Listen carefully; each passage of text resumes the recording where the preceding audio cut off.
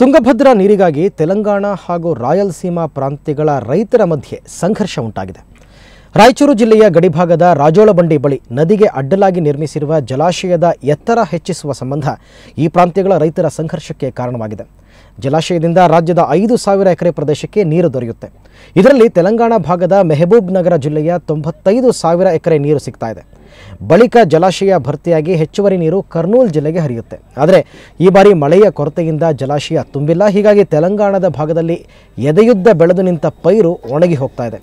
ಈ ಹಿನ್ನೆಲೆಯಲ್ಲಿ ರಾಜೋಳಿಬಂಡ ಕಿರು ಅಣೆಕಟ್ಟೆ ಎತ್ತರಿಸಿ ಹೆಚ್ಚಿನ ನೀರು ಸಂಗ್ರಹ ಮಾಡಬೇಕು ಅಂತ ತೆಲಂಗಾಣ ರೈತರು ಒತ್ತಾಯಿಸಿದ್ದಾರೆ. ಅಲ್ಲದೆ ಅಣೆಕಟ್ಟೆಯ ಮೇಲೆ ಮರಳಿನ ಚೀಲ ಹಾಕಿ ತಾತ್ಕಾಲಿಕ ಗೋಡೆ ನಿರ್ಮಾಣಕ್ಕೆ ಮುಂದಾಗಿದ್ದಾರೆ.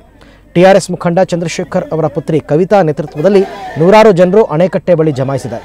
ಇದನ್ನು ವಿರೋಧಿಸಿ ರಾಯಲಸೀಮಾ ರೈತರು ಕೂಡ ಅಣೆಕಟ್ಟೆ ಬಳಿ ಬೀಡು ಬಿಟ್ಟಿದ್ದಾರೆ. ಮುಂಜಾಗ್ರತಾ ಕ್ರಮವಾಗಿ ಬಿಗಿ ಪೊಲೀಸ್ ಬಂದೋಬಸ್ತ್ ಮಾಡಲಾಗಿದೆ.